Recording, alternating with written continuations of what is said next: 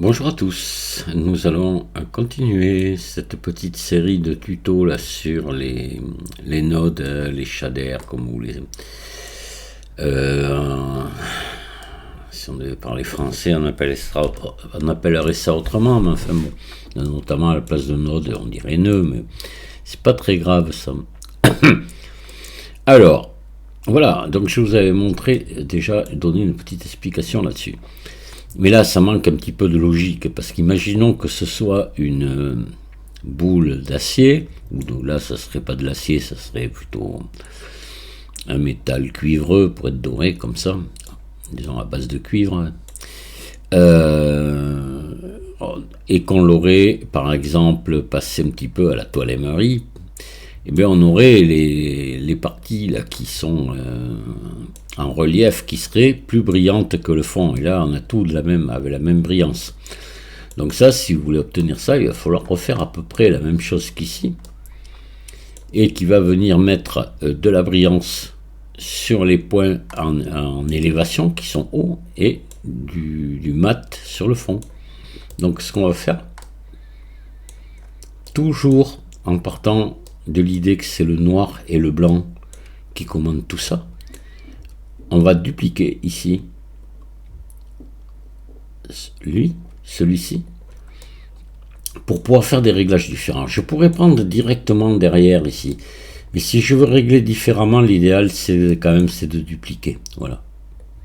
Donc je vais me rebrancher ici pour qu'on ait le même dessin, puisque on va tenir compte du même dessin.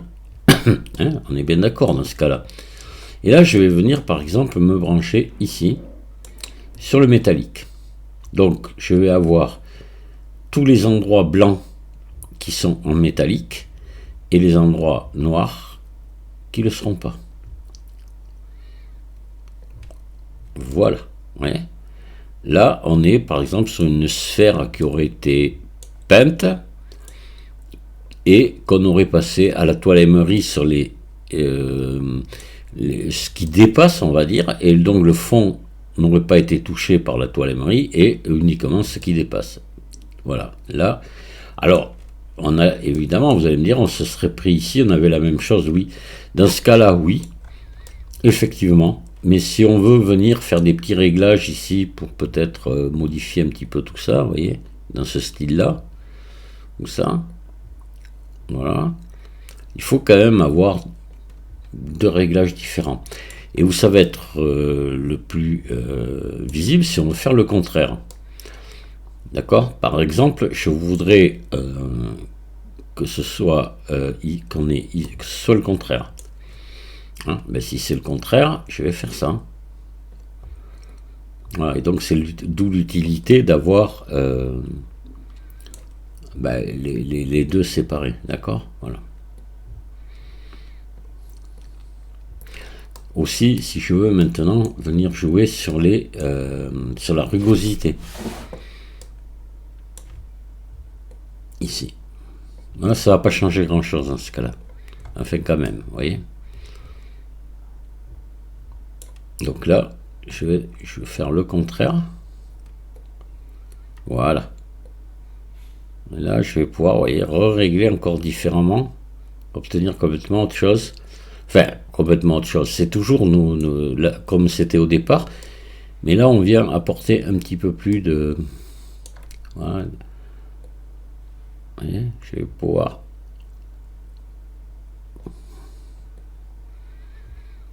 D'accord? Je vais pouvoir aussi venir jouer sur les spéculaires maintenant. Imaginons, je veux que ma peinture, ici, voilà, au centre, ait des spéculaires. Là. Et là, c'est le cas.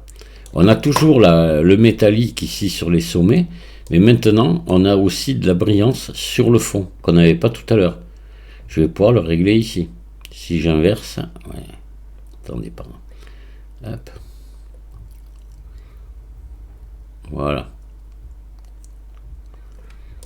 Oui, maintenant, j'ai du reflet ici sur le fond aussi.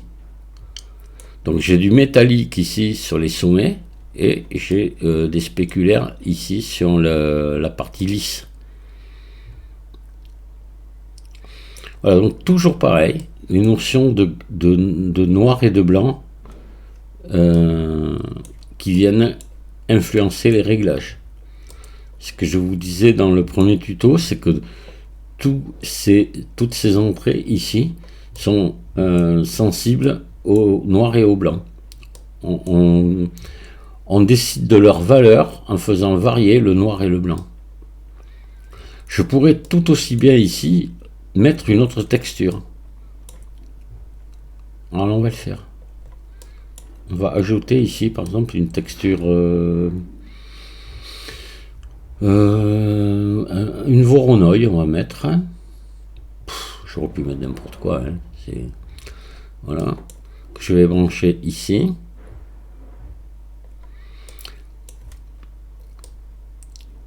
Donc là, on va regarder ici ce que ça donne. Voilà. On va beaucoup mieux voir. Hein. Alors ça, je vais l'enlever. Hein. Et ici, je vais baisser le métallique. Et là, je vais me mettre en objet ici. Voilà. Donc, vous voyez ce que j'obtiens là. C'est ce qui va... Alors, je vais pouvoir faire jouer un petit peu la valeur là. On va augmenter ici l'échelle. Voilà. Et là maintenant, si je rebranche, alors tout ça, je vais me rebrancher comme on était avant. Voilà. Ici, je vais remettre mon métallique à fond.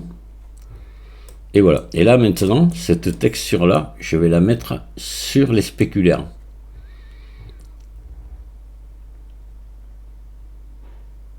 Ici. Et là, elle va venir, alors on ne la voit pas trop, hein, mais elle va venir aussi, on l'aperçoit quand même, mais elle va venir, on le voit ici, vous voyez, et vous avez des endroits qui réfléchissent bien la lumière et d'autres moins. Je pourrais la mettre pareil sur la rugosité. Je vais pouvoir agir sur la rugosité. Voilà, alors là c'est énorme, hein. Il faudrait... Voilà. Hein. Vous voyez. Bon là dans ce cas là ça ne veut pas dire grand chose, mais vous voyez quand même l'effet que peut avoir ici cette texture.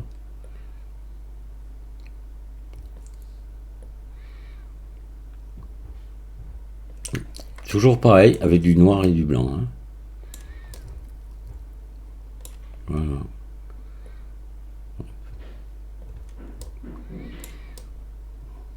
Alors c'est sûr que je pense que ça aurait été mieux ici de mettre une texture bruit, hein. Ça aurait donné quelque chose de mieux que ça. Texture bruit. Hop là.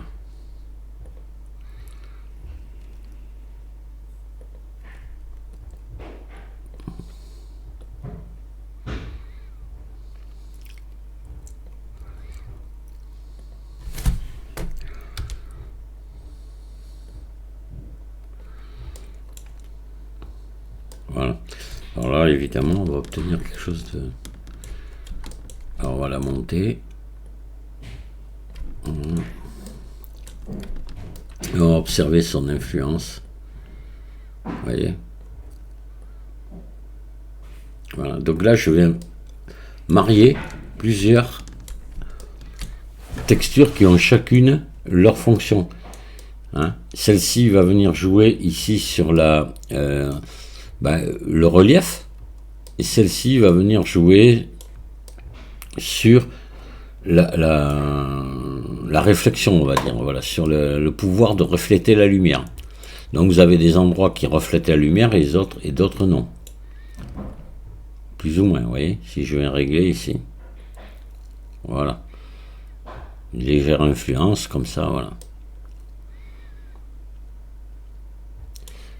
Donc toujours pareil, on est dans le noir et le blanc qui viennent agir sur les différentes entrées ici du BSDF guidé.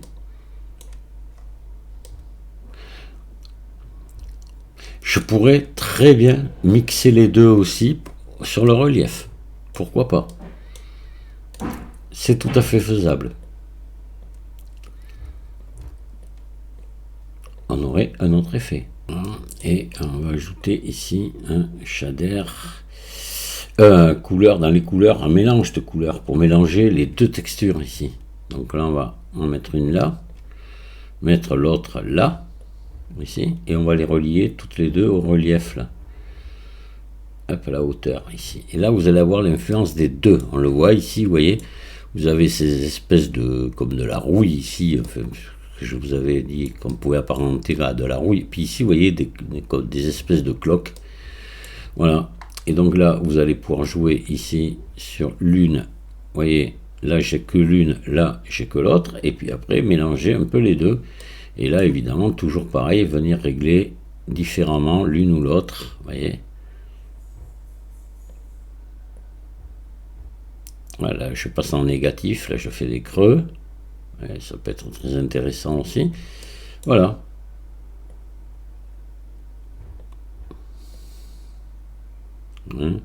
L'influence est complètement différente suivant les réglages. Voilà, là, on superpose, comme ça, on superpose deux textures différentes. Puisque là, on a une texture bruit et là, une musgrave, avec des effets totalement différents.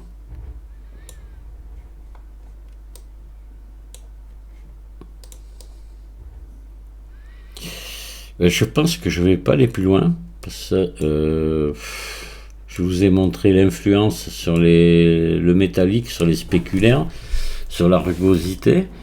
Il n'y a pas grand chose d'autre à dire parce que c'est tout le temps la même chose finalement. Vous vous rendez compte que c'est l'influence du blanc et du noir qui vient vous faire ces réglages là. Donc après c'est à vous d'interpréter tout ça, de dire tiens voilà, là je voudrais des détails différents, donc je vais mélanger deux textures, etc. Puis après il faut regarder des tutos, il n'y a pas de secret. Comme je vous disais, il faut regarder les bons tutos, ce que je vous disais dans la première vidéo, et aller voir les gens qui expliquent ça. Ce que vous pouvez faire aussi, c'est, vous savez que on peut avoir des textures procédurales aussi, toutes prêtes. Et aller voir comment elles sont faites. Généralement, c'est très compliqué. C'est une chose que je fais très peu parce que c'est extrêmement compliqué. Mais bon, voilà, pourquoi pas. Et essayer de comprendre comment ça fonctionne, tout simplement en venant toucher au réglage de ces textures. Et bien, on comprend à quoi servent les réglages et après, on n'a plus qu'à refaire la même chose. Hein. Mais bon, je dois avouer que c'est pas simple. Là, vous mieux essayer de comprendre par nous-mêmes, par des choses simples comme ça. Puis après, voilà. Hein. Après, c'est à vous d'évoluer là-dessus, d'essayer de. Parce que moi, je pourrais guère aller plus loin. Vous allez voir, on va encore faire pas mal de trucs. On va mettre des images, on va leur donner du relief, etc. Mais ça s'arrêtera là. Après, c'est à vous d'essayer d'aller plus loin. Parce que je vous dis, il y en a. Des gens qui suivent mes tutos qui m'ont largement dépassé à moi maintenant, hein, parce ils ont voulu faire mieux, ils ont fait des expériences par eux-mêmes, ils sont allés suivre des tutos, voilà, et maintenant quelqu'un comme Christian de la chaîne Christian Blender, c'est souvent que je vous fais voir ses rendus, etc., ben, il vole de ses propres ailes, et je lui suis plus d'un grand secours maintenant, moi. Voilà. Et heureusement, c'est bien d'ailleurs. Mais bon, moi ce que je m'efforce de vous faire comprendre, c'est ces histoires de noir et de blanc. Je reviens, je fais que répéter ça, noir-blanc, je fais que le dire, mais c'est ce qu'il faut arriver à piger, c'est tout. Voilà. Après, on va voir aussi dans les prochains tutos des histoires de coordonnées de texture, ça c'est très important, mais on va le voir surtout avec les images. Ça, c'est là qu'on va bien s'en rendre compte. Ça aussi, c'est très, très important à comprendre. Après, on verra aussi peut-être quelques textures procédurales. Voilà, c'est ce que j'appelle, moi, les textures virtuelles, où on n'utilise pas de photos. Voilà. Mais un peu comme ce qu'on vient de faire là, ici. Ça, c'est de la texture procédurale. Voilà, on n'a pas utilisé de photos du tout, là, pour faire ça. On en verra quelques-unes. J'essaierai de trouver des choses simples parce que les textures procédurales, elles sont toujours extrêmement compliquées.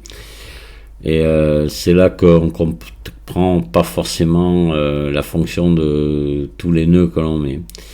Moi, ça m'arrive d'aller en chercher des textures procédurales sur des tutos et de les appliquer, d'essayer de comprendre, mais je dois vous avouer que je ne comprends pas tout. Hein. Voilà. Et déjà, nous, on va s'arrêter là, sur ce second tuto. Et je pense que je vais attendre vos questions. Si j'ai pas de questions, moi, je vais continuer après sur l'application de texture image sur les objets. Voilà. Je vous souhaite un bon week-end et je vous dis à très bientôt. Au revoir.